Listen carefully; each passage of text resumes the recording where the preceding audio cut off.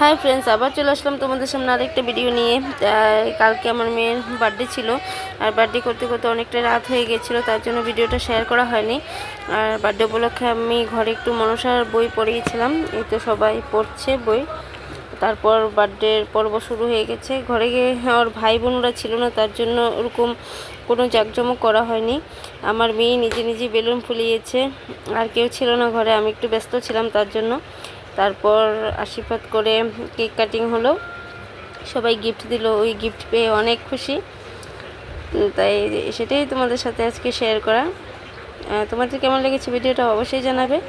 এই তো দাদু ভাই ওকে কেক কাটিং করে দিচ্ছে, ও তো অনেক খুশি হয়েছে, বার্থডে করা হয়েছে তার জন্য। ঘরে কেউ ছিল না ভাই বোনরা, তার জন্য ভাবছিলাম একবার করা হবে না, কিন্তু ওর বায়না দেখে করতে হলো। আজকের এই ভিডিওটা যদি তোমাদের ভালো লাগে অবশ্যই জানাবে, আর কেকটা কেমন হয়েছে অবশ্যই জানাবে। আজকের জন্য এতটুকুই, বাই বাই।